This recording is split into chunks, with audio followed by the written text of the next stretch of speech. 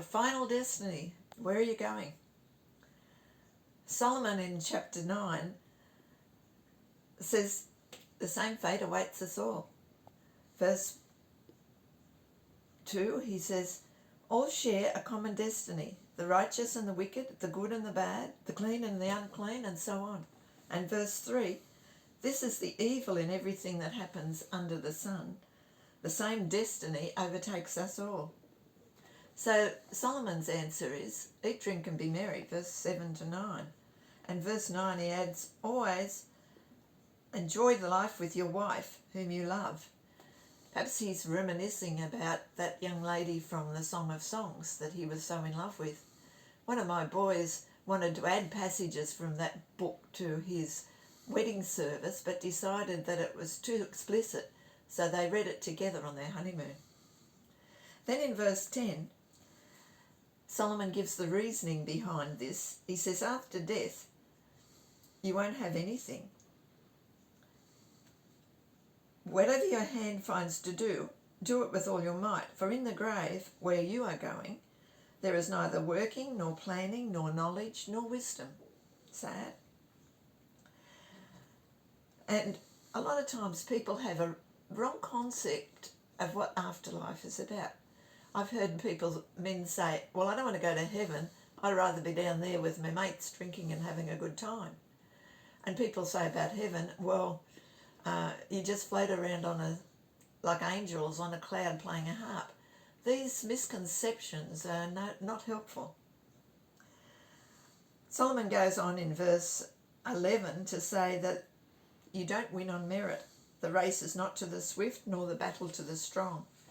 But he says in verse 12, men are trapped by evil times that fall unexpectedly upon them all.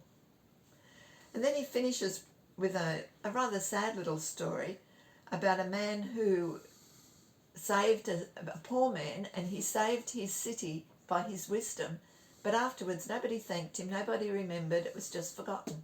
I often wonder whether Solomon was thinking of a real instance that he knew about. Now, what about under Jesus? That's a totally different picture. He does not say that we just go into nothingness.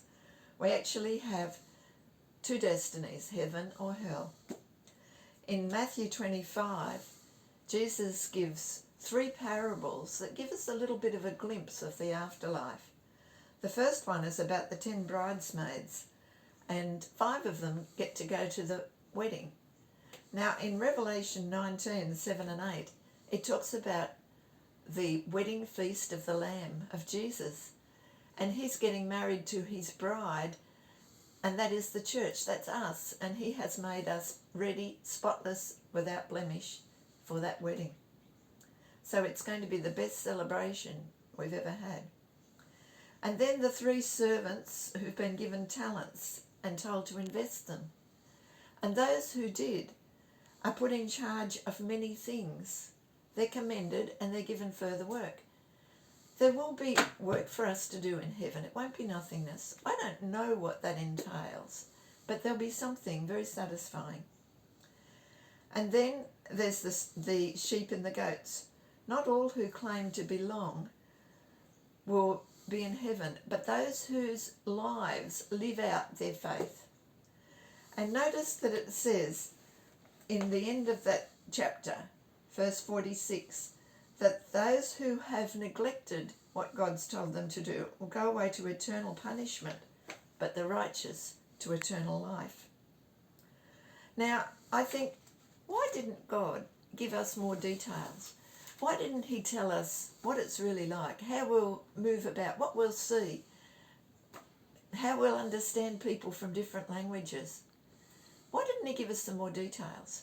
And I thought to myself, it's a little bit like a child in the womb. If you can see this, here's an unborn child, and imagine that child having a conversation with its mother. And the mother says, baby, you're going to go through a really difficult time soon because you're going to be born and it's painful. But I don't want you to worry, because when you come out of the womb, You will find a wonderful new life. You will be able to see the animals and the birds and the trees and the flowers. It's so beautiful. And the baby says, Mummy, what's see? And then the mother will say to the child, and you'll be able to move around. You'll learn to crawl, and then you'll walk, and you'll go all sorts of exciting places. Mummy, what's walk? And then you won't be fed through my umbilical cord, but you'll be able to eat things in your mouth and taste all different flavours. Mummy, what's taste? You see, the unborn child has no concept of the world they're coming into, and the mother has no words to describe it.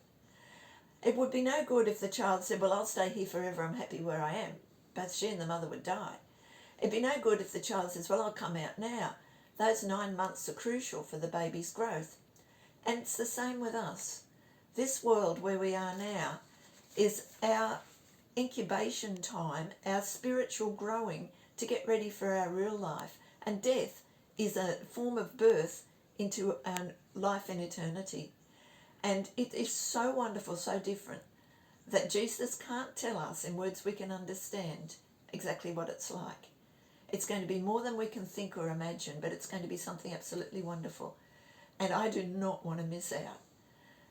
Make sure that your relationship with Jesus is absolutely sound. He does not take 95%, he wants 100% of you. It says in